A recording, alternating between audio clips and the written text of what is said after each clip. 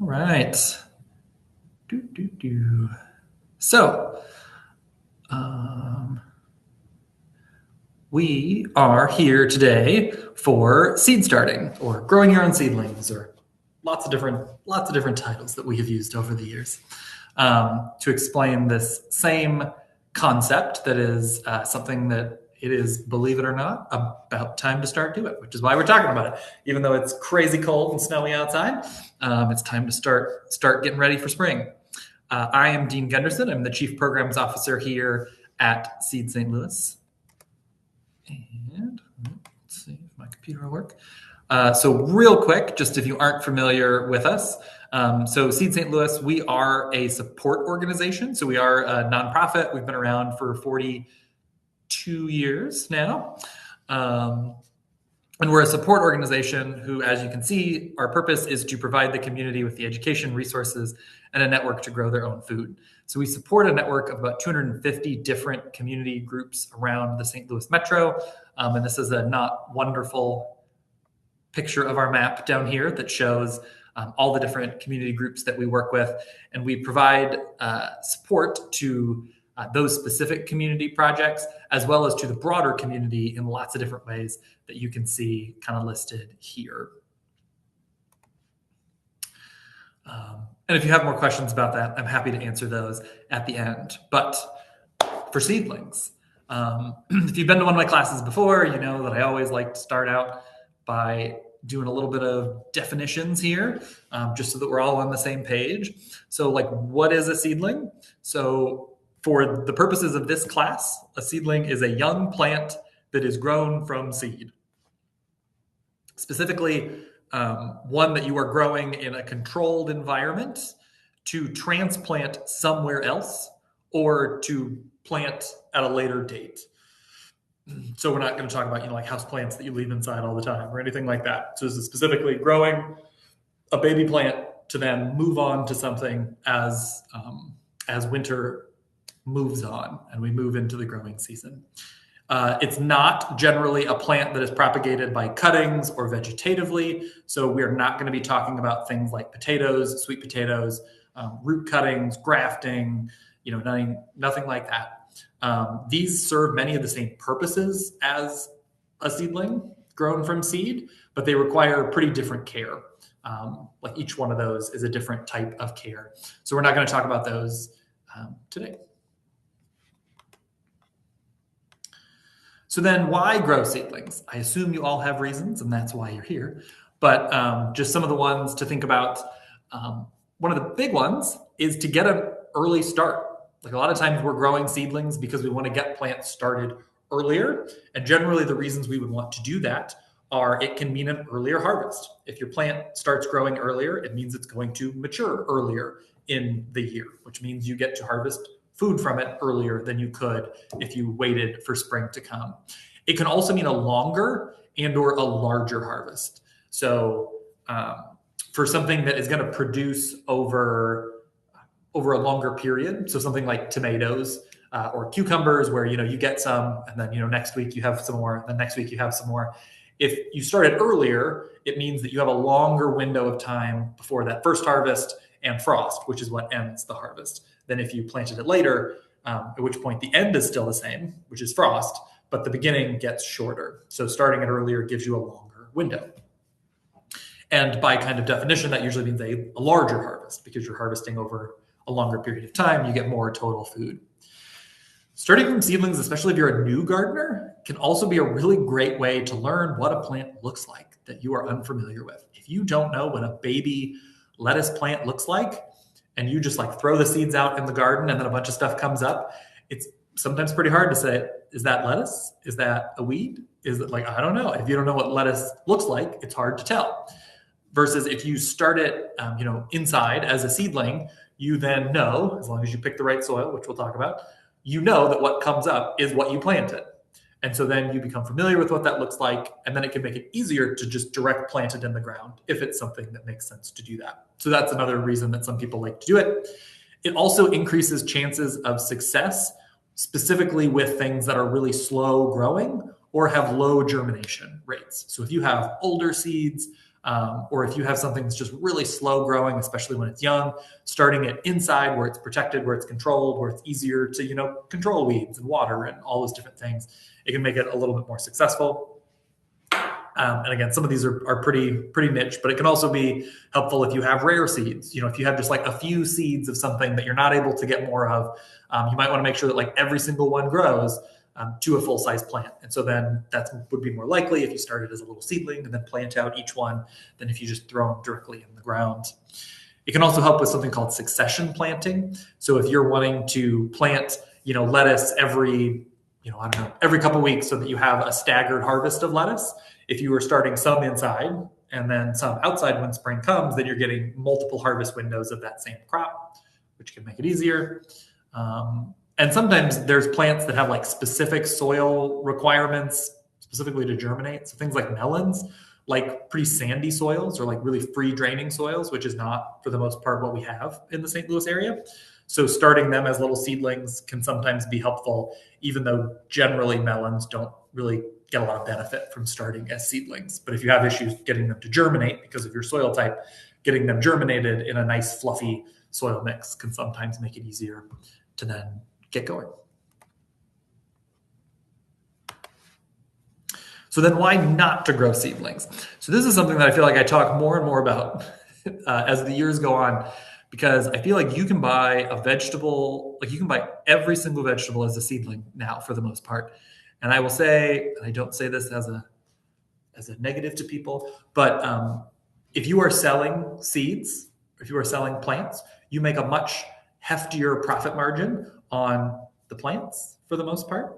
And they're more expensive. And so it's more profitable to sell something as a seedling. So just because someone is selling something as a seedling doesn't necessarily mean it's worth it, that like that seedling is going to be better than growing from seeds. And so, sometimes the reason why you wouldn't want to grow seedlings is that it isn't necessary or helpful. So some plants, and generally the larger seeded plants are kind of fit this category, but things like squash, cucumbers, beans, peas, corn, okra, and other large seeded things, generally you don't really get a lot of benefit from having a transplant in terms of yield or harvest or anything like that. Another thing would be when the plants don't like being transplanted. So some things don't really like being transplanted. This isn't to say it can't be done. This isn't to say there aren't people who do it. But there are some things that it's a little trickier, or they can have a little bit of issues. So this would be things like carrots or beets. Again, they can be done as seedlings. I know people who do them, but they are a little trickier. And then the third one would be if you just don't want to, or if you aren't able to. You don't have to do seedlings for most things. Like you can have a completely successful vegetable garden and never grow a seedling in your life. There are really only a few crops in the St. Louis area that you really need to do seedlings of if you want to be successful. And that's things like onions, Brussels sprouts, eggplants, and peppers are kind of the main ones that come to mind. So even things like tomatoes, which are like the classic, you need tomato seedlings. I haven't grown a tomato seedling in 4 years, and I have beautiful tomatoes every year. I direct seed them. They do great. But you're not going to be able to do all tomatoes that way. You need to have one that's very fast maturing, which limits your selection. So it just depends on, kind of what you want, what your goals are, all those different things.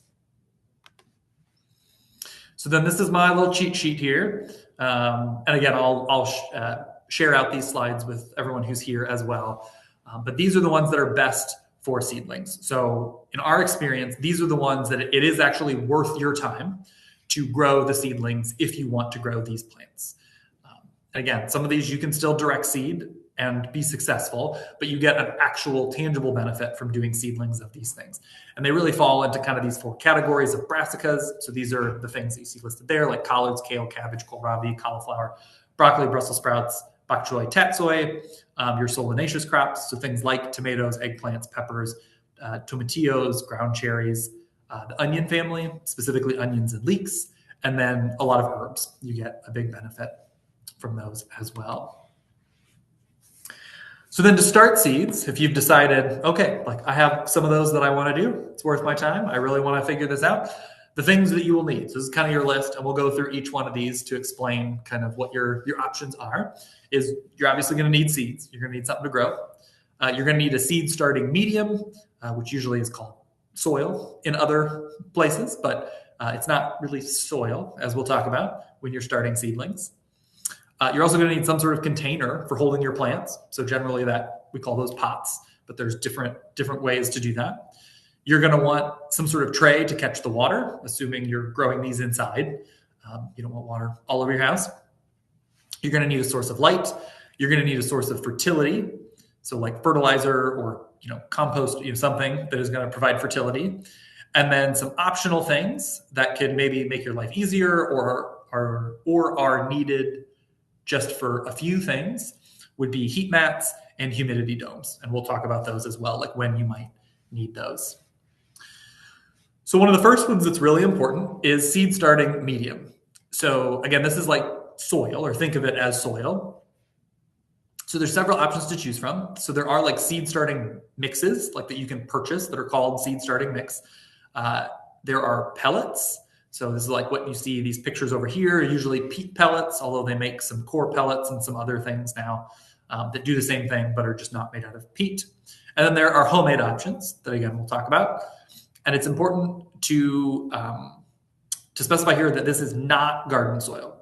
So this is not like going to the store and buying topsoil or digging up some garden from your garden beds. This is generally much lighter, like physically lighter. It's much fluffier. It has much better drainage, and it is usually sterile. And the benefit of it being sterile is that you don't have diseases in the in that soil. You also don't have pests in that soil, and you also don't have then weeds in that soil. So it's very easy to know, if something germinates, it's what you planted because there's nothing else in there. It's also lower incidences of pest and disease issues, which can be really common because, again, you are growing baby plants all smashed together. This is basically a daycare center or, a K through 3 school. And if you have kids in any of those places, they're all sick all the time. And that happens with baby plants too. They're more susceptible to diseases.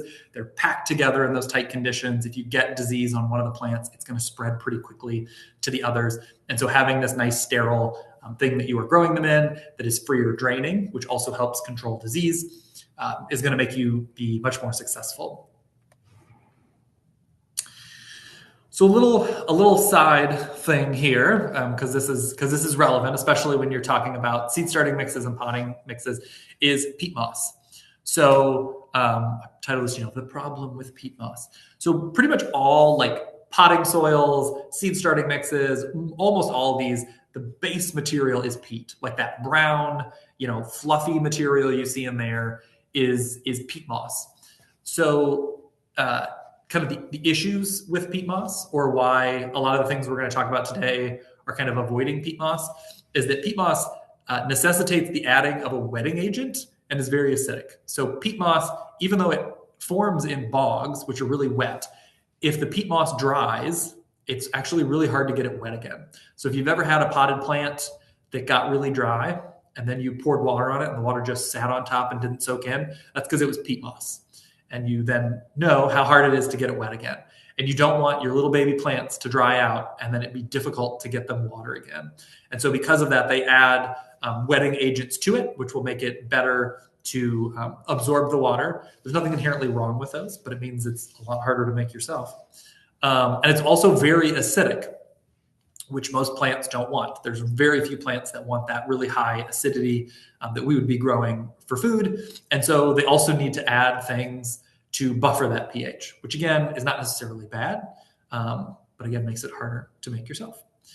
Also, peat bogs, like the places that this peat is harvested, are enormous carbon sinks. And harvesting that peat can very much disrupt this. So peat bogs cover about 3% of the world's land surface, but they hold 30% of all carbon that is in the soil, which is actually more than all living plant life. So all the plant life in the world, all the carbon, we talk about like, plant trees, it'll absorb CO2.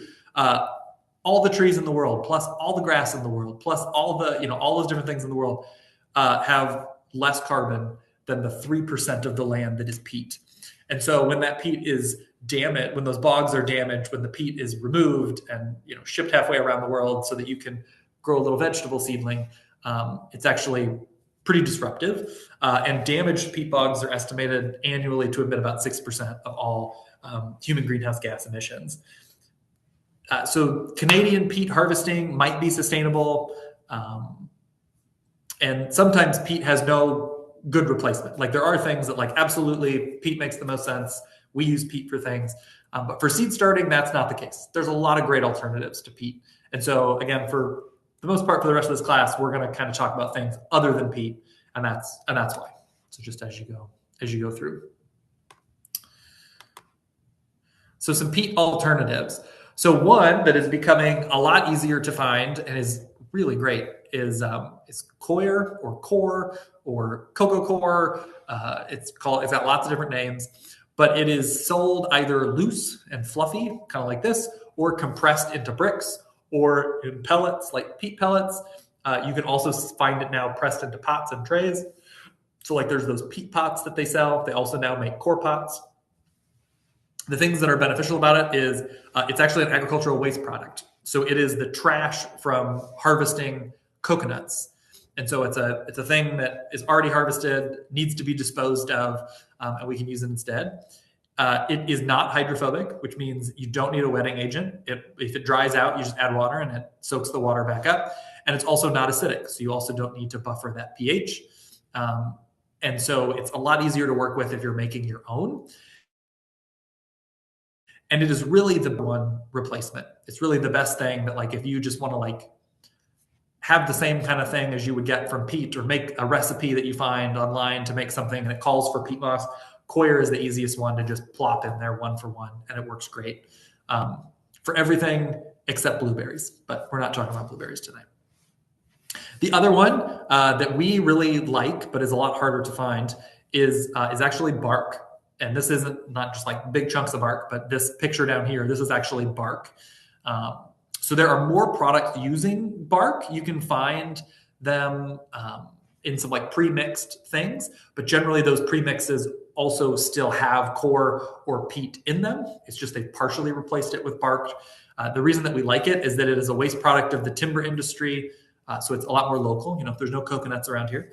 But we actually get some bark through St. Louis composting that they're getting from the boot heel, much closer than anywhere that coconut waste products would be coming from. Fox Farm has some based on this, but as I said, there still contains peat. And then Pine Fines, which is what this picture is here, is sold by St. Louis Composting, but at this point they only sell it by the cubic yard. So it's not really a real helpful amount for most people. So again, core is mostly what you're going to be using unless you've got a big operation that you're planning. So for making your own homemade seed starting mix, if you want to do that, the easiest one that we recommend is, and this is by volume. So you can get a 1 gallon bucket or whatever. It doesn't really matter, a scoop, whatever. But this is by volume. Is you're doing 2 parts of coir or coir.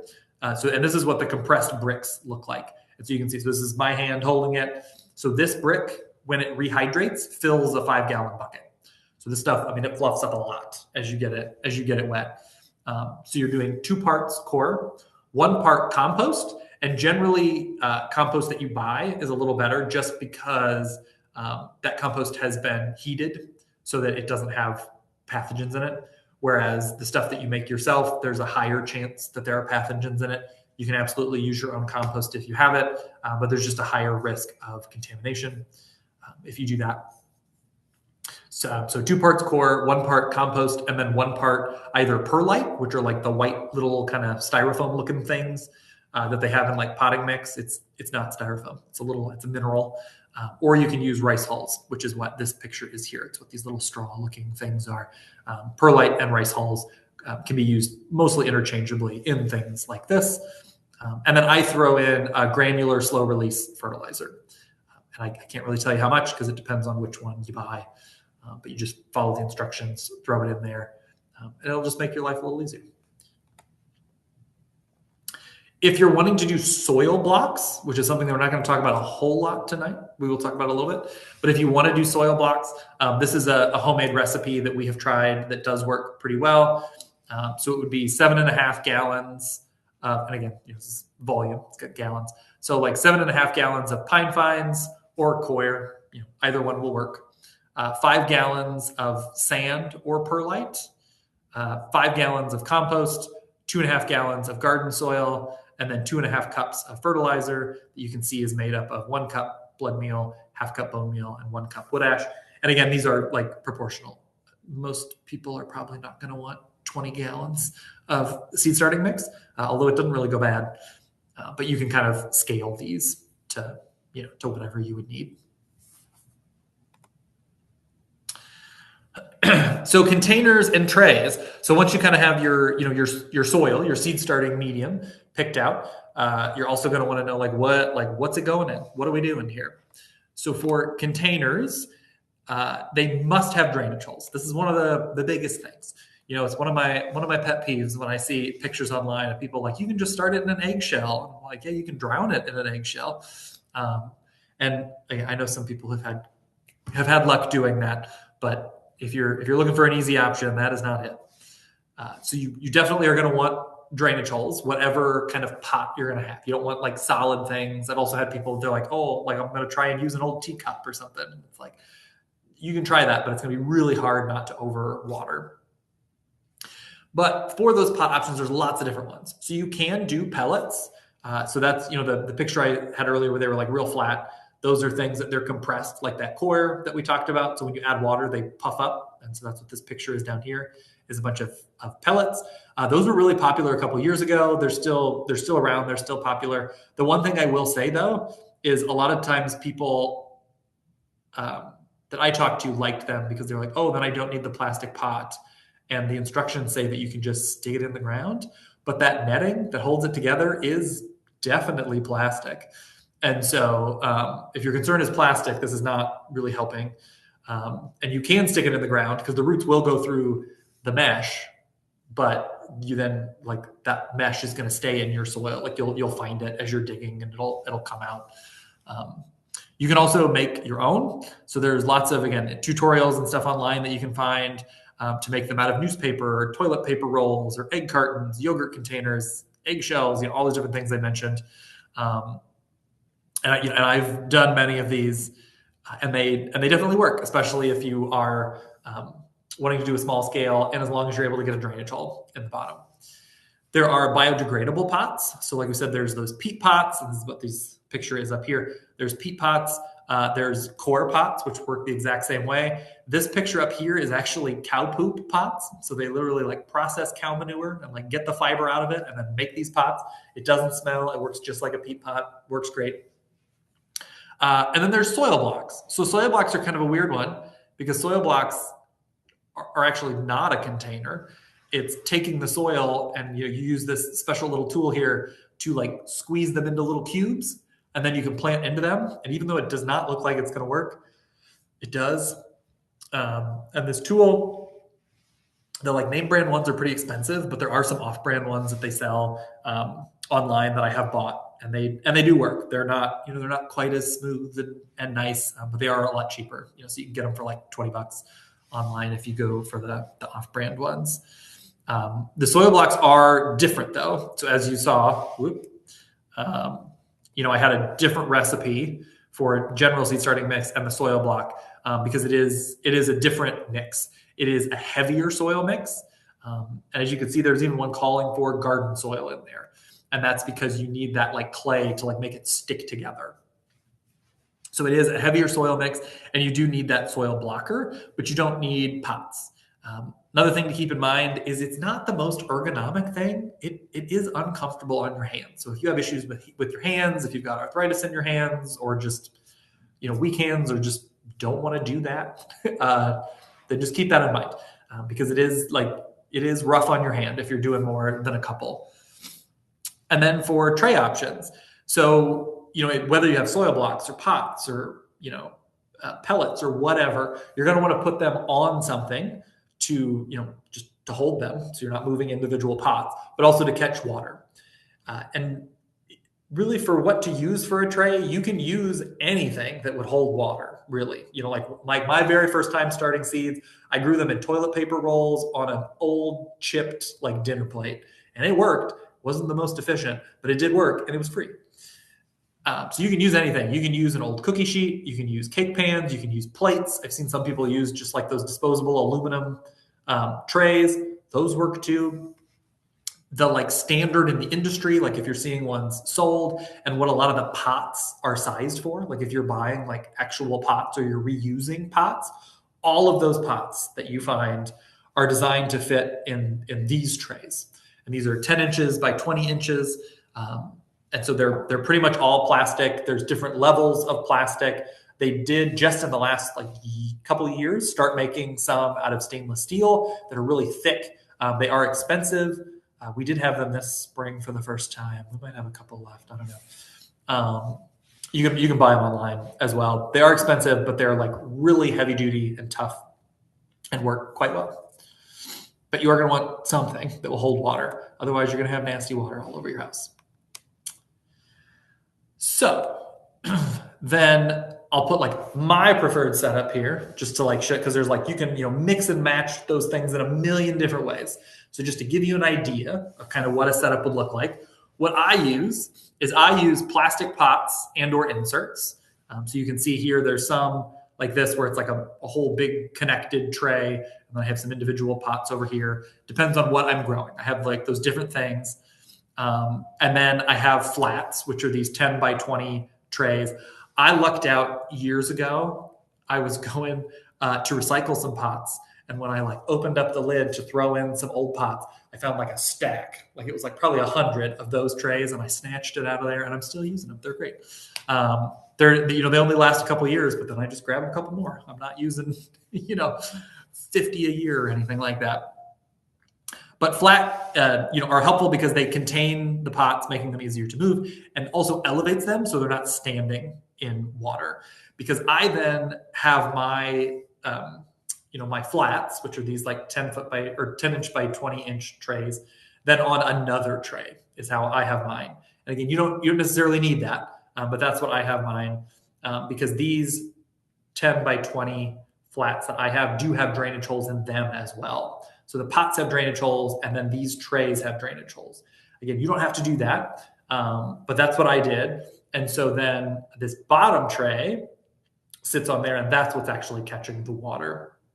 And one of the things that I'll say for like if you want like a big tray for something, the best thing that I found, although they've gotten way more expensive in the last couple of years for some reason, is those like metal dog cages dog kennels that they sell. There's those like black plastic trays that they put in the bottom. Those are great. Super heavy duty. Used to be very cheap. Still probably cheaper than most other trays you can find. And they do make ones that are 20 inches wide and then are enough for, it's like 3.5 of these. So like you fit 3 on there and then just plop right on, and they're great. So the pros of this versus like, other things that are a little more mismatched or putting things together, if you're serious, like this was not my original setup, the first time I did it. But the pros of this is that it's easy to wash. It's easy to reuse these things because they're really easy to wash. I can just like hose them out, and they're easy. They're not porous. Plastic is a pretty solid material. They're easy to stack because they're like consistent sizes, so I can stack them up. They don't take a lot of space in storage the rest of the year. And they're easy to replace because again, they are like standard sizes. So, when these break, I'm usually also buying pots at the store, and I just like pop them in there, and they're the same size because I have those kind of standard ones that I'm working with, which just makes it easy. But that's why I picked those things.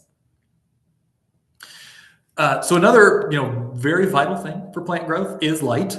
So without intense light, and this is specifically intense light, they get what's called leggy. So that's if you've ever grown seedlings.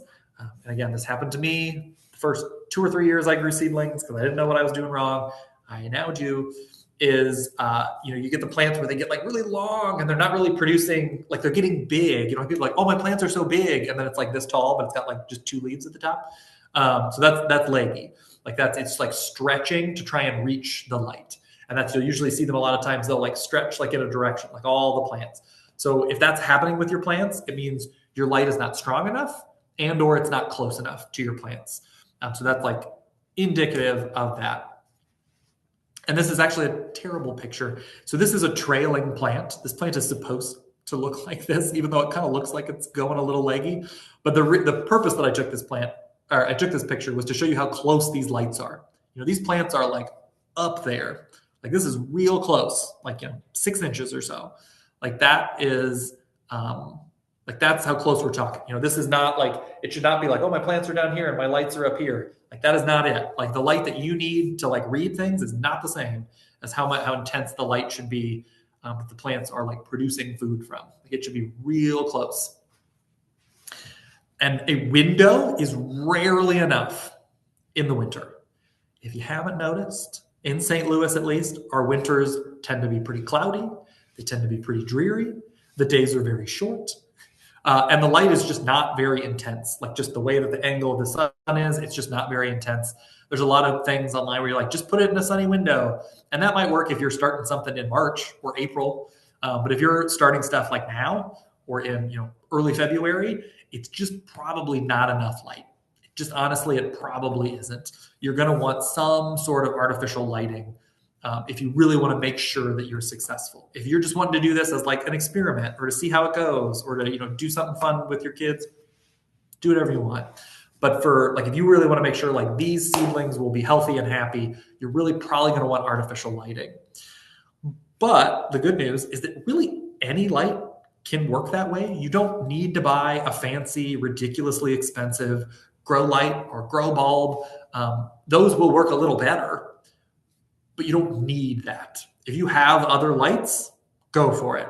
If you have cheaper lights that you can get that aren't grow lights, go for it. Fluorescent lights, even, like I feel like you can find all over the place. The big long fluorescent tube, like shop lights that people are trying to get rid of, or you can even find them, at hardware stores sometimes for crazy cheap. Those work fine. That's what I have always used. I do not have grow lights. All of mine are just like the fluorescent tube lights. And as long as it's real close, they grow just fine. The one exception to that is if you do have LEDs, you are going to want them further away. LEDs are a more intense lights. And so, and if you do buy something that is a grow light, you should follow whatever instructions it says in terms of how close it should be and things like that. And I do always just like to throw this in here. Fun fact, the inventor of the LED light bulb actually grew up in Glen Carbon, Illinois, which is, it's in the metro area, just right across the river. And then because you are growing them so close to the plants, it is helpful to have a system that allows you to move the lights up or down. Because, if you're trying to grow tomato seedlings that you want to be this big, your plants are going to be smashed into the lights if they started out this close when they were itty bitty. And so it is helpful to have some sort of, and it can be as easy as like string or, a chain or something that you can kind of move up or down to move that light as your plants grow.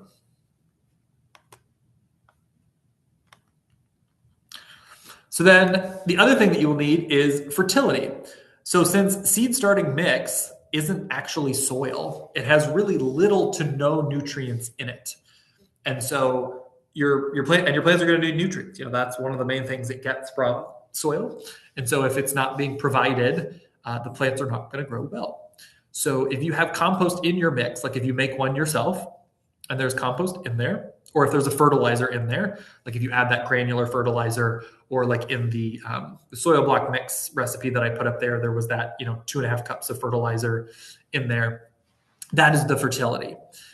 But if you didn't add a granular fertilizer, or if you're buying a pre-made seed starting mix and it doesn't say it has fertilizer in there, you need to be fertilizing. Otherwise, your plants will grow great for maybe a week or two, maybe a little longer, and then they're just either not going to grow or they're going to start declining because they just don't have the nutrients that they need.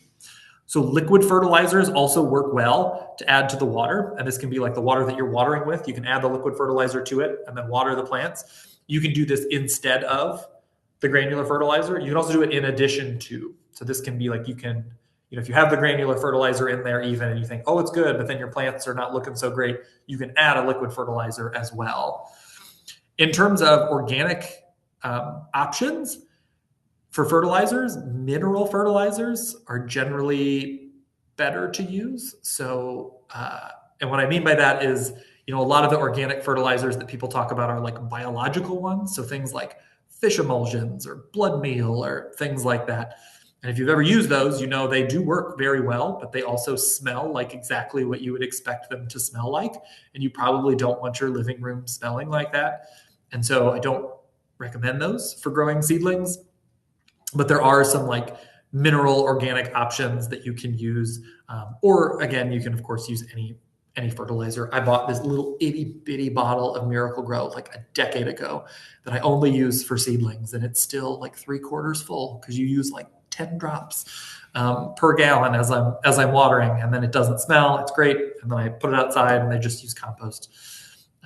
So it's entirely up to you what type of fertilizer, but you are going to want some type of fertilizer that you can have on hand, if nothing else, to make sure that your plants have the nutrients that they need when they're growing as seedlings. So then some of the optional things that I mentioned are heat domes and heat mats and humidity domes. So heat mats are, again, not essential, but what they do is they're just these plastic, like rubber kind of flat mats with an extension cord coming out of them. You plug it into the wall and it heats it up. And you put that on your shelf, your table, wherever your plants are going to go. And then you set the tray on top of the heat mat. And so what that does is that heat mat is then going to heat the soil, which heats the seed. And seeds grow, like they germinate faster, generally the warmer the soil is, up to a point. And so it can really help speed germination, especially if you keep your home on the cooler side this time of year. Peppers and eggplants in particular respond really well to heat mats. If you're wanting to grow peppers, especially, but peppers and eggplants, and you don't like run your furnace constantly, you probably want to get a heat mat. They're not that expensive, but it really makes a difference, especially on peppers and eggplants. The other thing are humidity domes. So humidity domes are just, you see, and this is one that you can buy. It's just like a thin plastic thing that you set over the trays, the pots, the whatever. And it just covers it to hold in the humidity and the heat if there's a heat mat. And this also helps speed up germination by keeping the soil moist, especially if whatever the seed you have that you're planting is planted pretty shallowly, because the soil dries from the top down. And so if it's just barely below the soil and it's drying out regularly, it's not going to germinate very quickly, if at all. And so that humidity dome can help keep the soil really moist. So if you're having issues with germination, a humidity dome can really help with that and is worth looking into. So then how to know when to start things. So this is a picture. This is our 2024 one. Our 2026 one is up on our homepage. You can find it there. I just forgot to get a new image here from before. But we have this chart. The time to start seedlings has not changed in the last 2 years.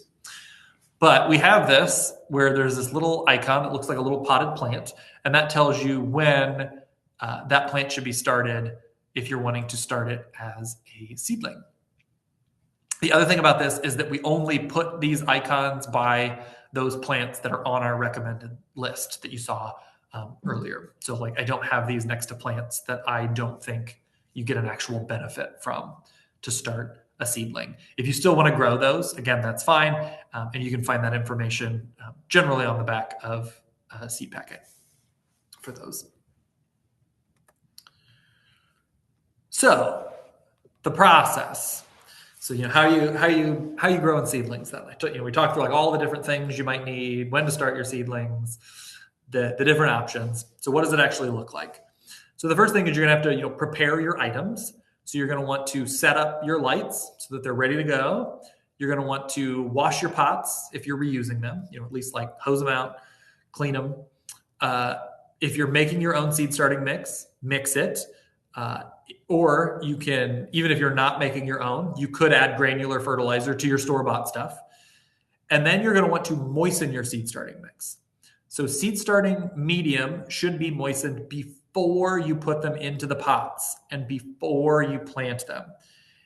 And and this is especially important if you have a peat-based mix. Like if you have a store-bought one or you're making one yourself from peat, you absolutely have to get it wet before you stick it in those pots, or it's going to be really, really difficult.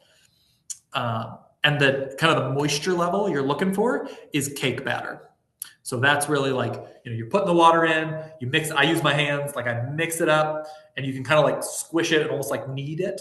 And that'll help get the water in there faster, mix it up. And when it gets to kind of that like moisture level of like cake-ish batter, like you don't, like it shouldn't be like real runny, soupy, nothing like that. Like it should be wet, but not like, again, not like pools of water kind of wet. And then once it is nice and wet, you're then going to fill your pots.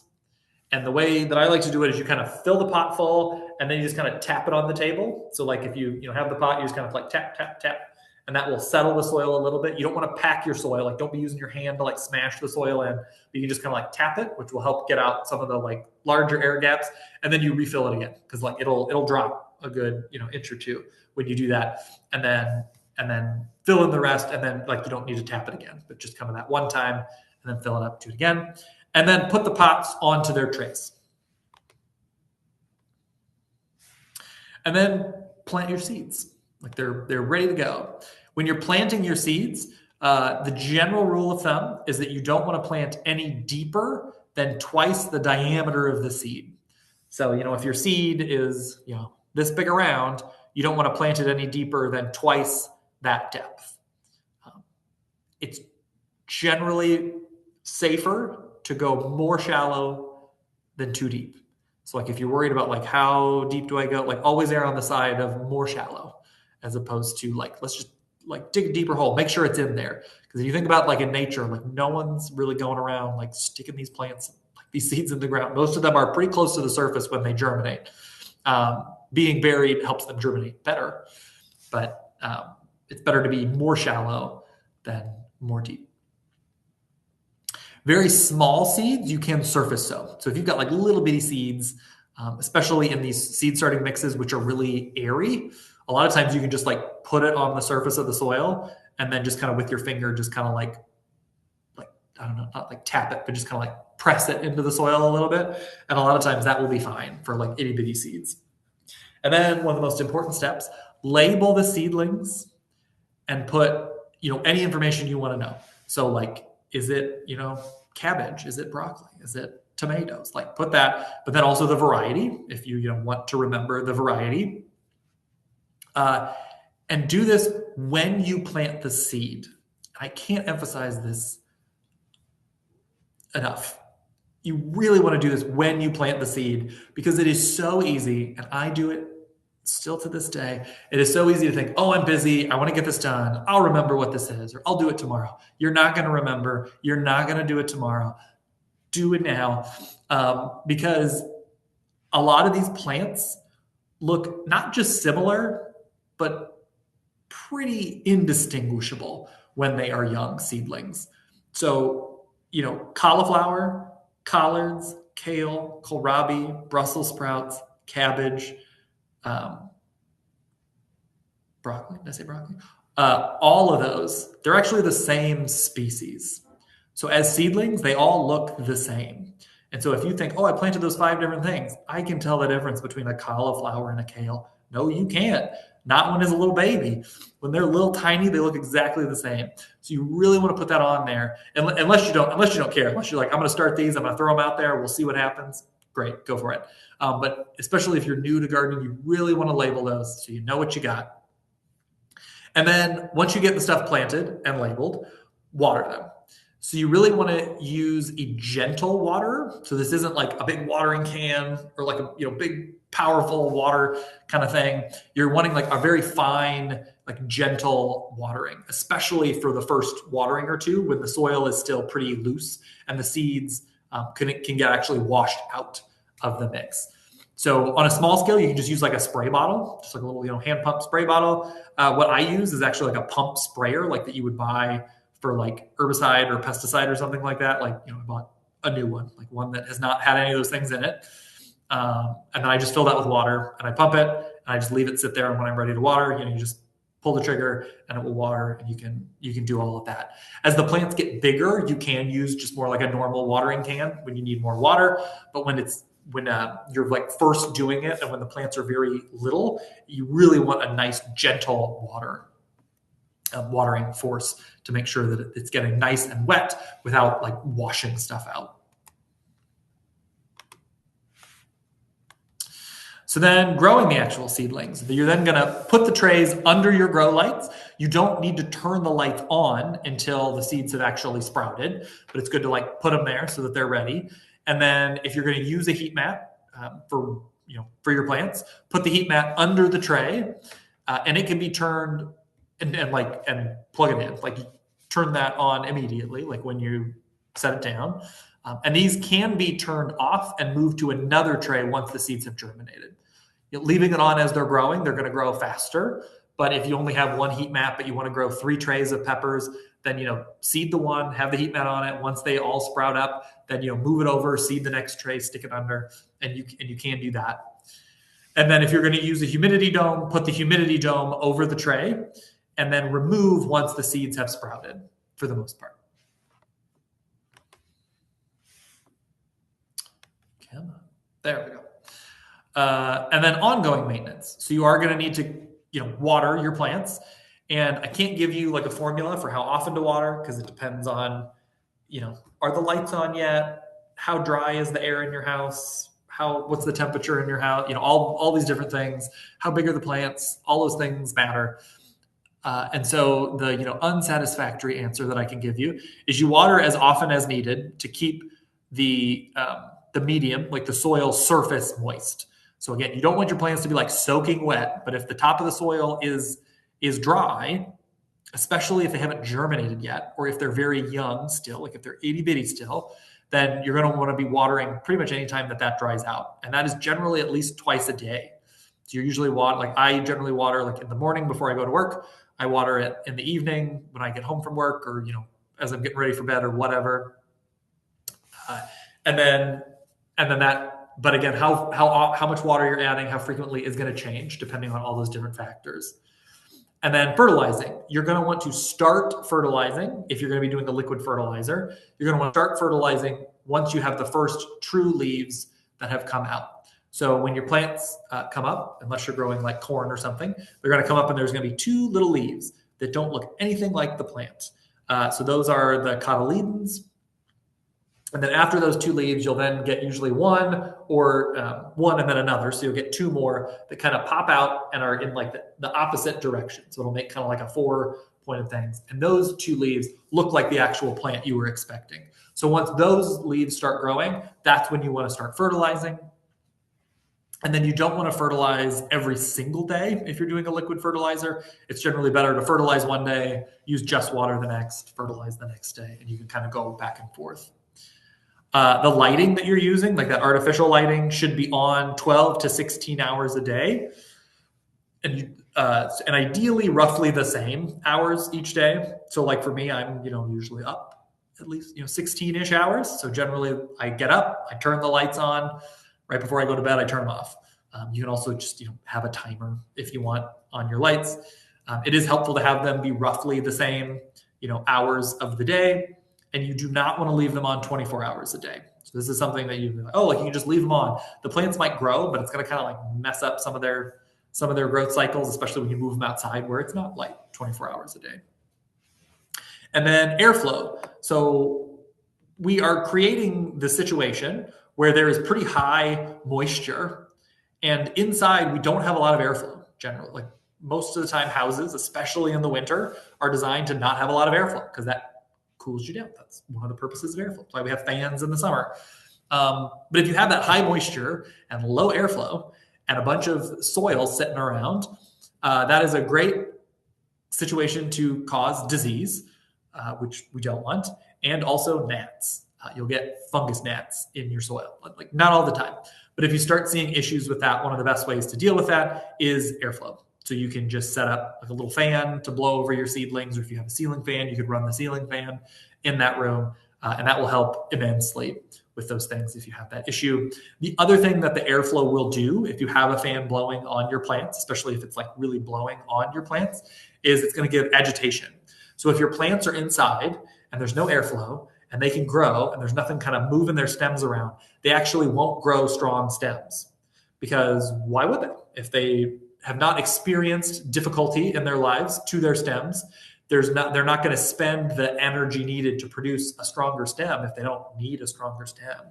But you want them to have a stronger stem because outside there is lots of wind and airflow. And ultimately, that's where you're moving your plants. And so if you don't have a fan or something blowing the plants, and I mean like you should be able to see the plants moving. Like if you're not seeing that, then you're going to want to manually do that. And that's very easy. And that's, again, like you see this picture here where I'm literally just with my hand, just gently almost kind of like rubbing the seedlings back and forth where like the stems are bending. You're not doing it real fast, vigorous. You don't want to rip the plants, but just giving them that indication that like you're getting bent. You need to like strengthen these stems. And believe it or not, it does work. And I just do that, like as I'm watering, I'll like be watering this tray over here and just like agitating this one over there and then watering this one and then you're doing that one. Like it doesn't need, you don't need to do it very long. It doesn't need to be complicated, but that is going to be helpful. And then once your plants have germinated, once you've gotten those first true leaves emerging, you're going to want to thin. So when you planted your seeds, generally I guess I didn't mention this. Generally, like you're going to dig one hole per pot, and you're going to put like 2 to 3 seeds in that same hole. And you're going to do that so that you can basically be assured that at least one is going to germinate. But you don't want 2 or 3 plants growing in the same. So if you get more than one that does germinate, this is the point at which you decide which one gets to stay and which ones are going to go.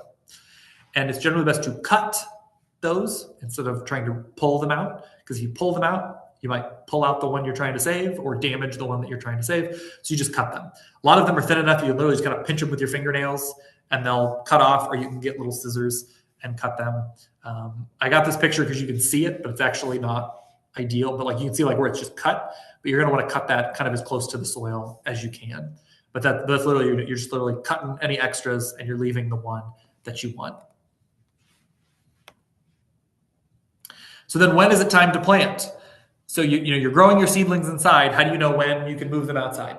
So one is when it is time. So check the planting calendar. Like if it says, don't plant these until mid-April and it's the beginning of March, don't plant them. It doesn't matter if your plant's big enough or if it's happy or whatever, like it's not time. So you want to look at that planting calendar, see if you're in the right window. If you are in the right window, then you also want to make sure that the plant is big enough. Generally, we want at least 4 true leaves. So again, not those first 2 little ones that are like cotyledons. So this picture up here, you can see these little yellow leaves down here, how those don't look anything like those other leaves. So these are the cotyledons. So not counting those, we've got 1, 2, 3, 4. So that is good to go. That is the right size. And so as long as it is the right time, go for it. You'll also hear people talk about up potting sometimes. So what up potting is just taking a plant from a pot and moving it to a larger pot, but still inside, like before you then transplant it outside. So this is not something that is needed for a plant. Like there's no plant that like every time you grow peppers, you need to up pot them. Like that's not a thing. It's about timing. So if you started your tomatoes too early and they're like super tight, like they're getting root bound and it's still, a month before it's time to plant them outside, then you will probably need to move it to a larger pot so that it can continue to grow and not die before it is time to stick them outside. And so this is really more a function of like timing and what your planning is, as opposed to like a horticultural need for a plant wanting to be up potted. But this isn't like to disparage up potting. If you want a much bigger plant to be ready to stick outside, and so you started earlier, you're going to be doing up potting, and that's an important part of the process. But it's not something you have to do for any specific plant. if it doesn't work with what you're doing. So then the last step is hardening off. So this is a critical step from actually moving your plants from the inside world to the outside world. So your plants have lived their entire life inside. And I don't know if you've noticed, but it's pretty nice inside. It's why we spend trillions of dollars and are literally destroying the planet to make more inside. We like it in here. It's nice. It's cushy in here. It's not like that outside. And so if you take a plant that has lived its whole life inside, and then one day you just say, you get to live outside now, and you throw it out there and it lives there 24 hours a day, a lot of them go into shock and they just die. Like that is it's very common for that to happen, especially if the weather is not real nice outside. Now, if you pick a week and it's 72 all week and it's kind of a little overcast, they might do just fine because then it's kind of like outside. But there's not a whole lot of times like that in St. Louis. And so what we do instead is this process called hardening off, where we kind of gradually acclimate them to the realities of being outside. So you will find some things about like how to do this. And a lot of the instructions I see, I'm just like, do these people not have jobs? How are these people doing this? Where they'll say like, put it outside for 1 hour in the middle of the day and then bring it back inside. The next day, do 2 hours and then bring it back inside. Like, ooh, who can do that? I don't know who these people are. Unless people who like that's their job, and then that's great. But I assume this is not your job. And so what I have had the most luck with is kind of looking for the weather. Like I kind of try and pick a week that the weather is pretty like relatively mild. And then I pick that week, and then I will do like I'll start on a weekend when I am going to be at home, and I'll do that where I like put them out for a couple hours, bring them back inside, put them out for a couple more hours, bring them back inside. And then like Monday when I have to go to work, like in the morning before work, I'll put them outside, but somewhere that's like pretty shaded. And then I'll bring them inside when I get home. And then, like the next day I put them in a little bit more sun, like an area that's going to get a little sun in the morning, but then shade in the afternoon, kind of like move them around where they just get like a little bit more used to that. And then by, kind of the end of the week, I'm leaving them outside kind of all day. And then that next weekend, I'm actually planting them in the ground. And that tends to work pretty well as long as you're not picking a week where it's, 50 degrees outside, 40 degrees outside. If you're picking a week that it's relatively nice that you're trying to do that too, it generally works pretty well without having to do that like real regimented, 1 hour, 2 hours, 4 hours, 6 hours, like, cause I don't know how people do that. And yeah, that's really the basics of starting seeds. And again, I'm happy to answer questions here. I'll stay on and answer questions, but I did just want to say we are going to have a lot of great upcoming classes this year. We haven't posted a lot of them yet because we're still finalizing the details, but definitely keep an eye out. We're going to do a lot of virtual ones, but also a lot of in-person ones. We're going to rehash some ones that we haven't done for several years, as well as some new classes that we're putting together as well. So I hope that this all was helpful, and that we will hear from you all again later this year.